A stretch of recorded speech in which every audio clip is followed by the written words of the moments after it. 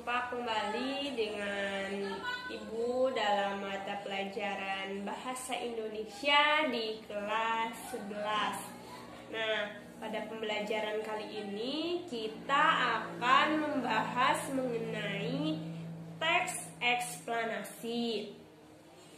Nah, apa sih yang akan kita pelajari, yang akan kita kupas ketika mempelajari teks eksplanasi itu?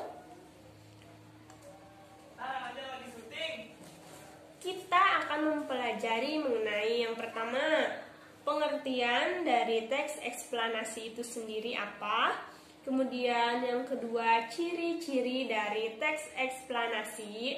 Dan yang ketiga, kaidah kebahasaan teks eksplanasi.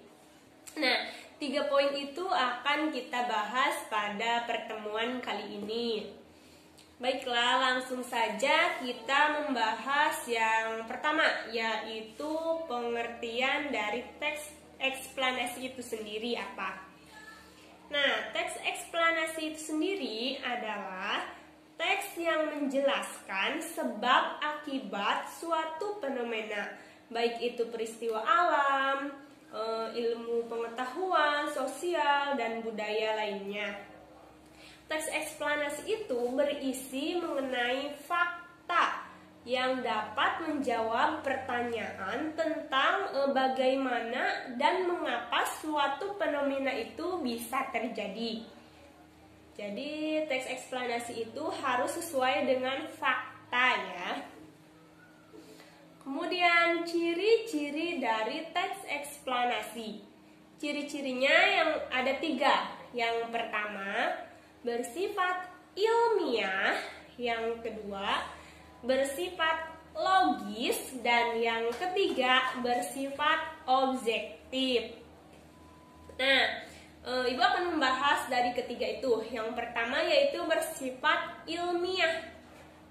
Nah, maksudnya itu fenomena yang dijelaskan dalam teks eksplanasi berdasarkan konteks ilmiah, yaitu berupa fakta, realita, teori, dan penelitian.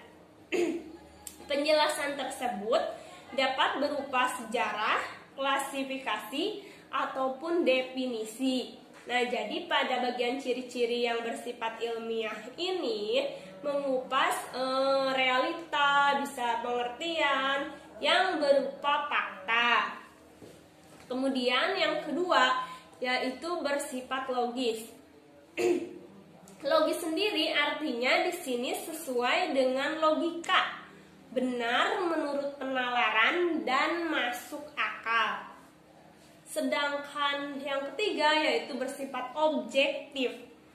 Penjelasan dalam teks dapat disertai dengan argumen yang bersifat objektif dengan didukung teori yang relevan, sehingga dapat pula dijadikan rujukan yang valid. Jadi sudah jelas di ciri-ciri teks eksplanasi itu harus berupa fakta, harus berupa penelitian yang relevan, kemudian harus valid ya. Kemudian yang ketiga yaitu mengenai kaidah kebahasaan teks eksplanasi. Yang pertama yaitu kata kerja aktif.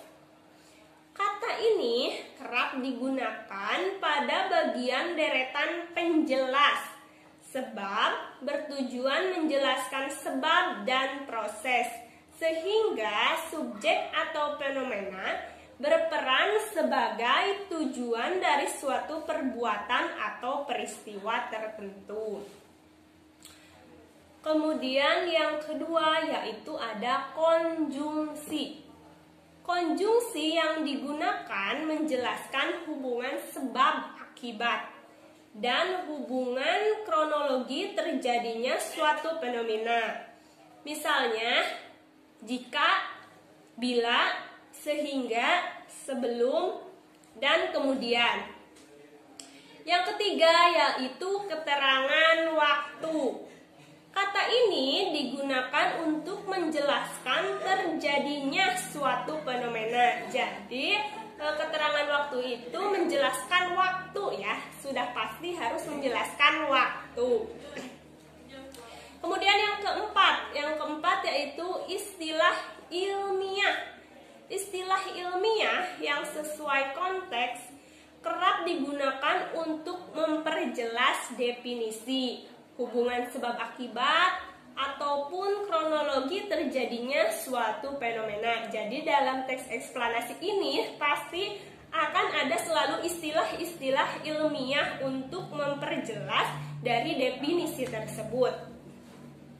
Kemudian yang kelima ada kata ganti benda.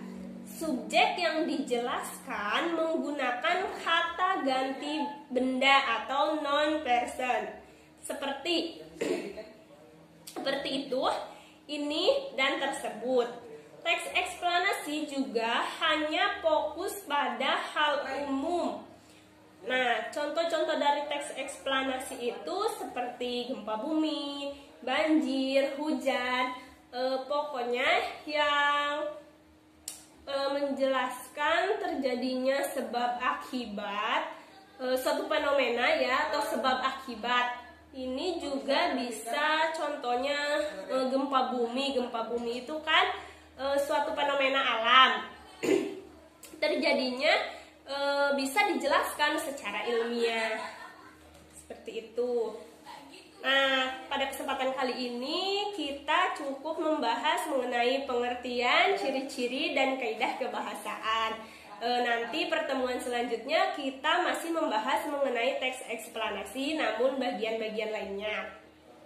Pertemuan kali ini dicukupkan segini dulu. Semoga apa yang kita pelajari hari ini dapat memberikan manfaat untuk kita semua.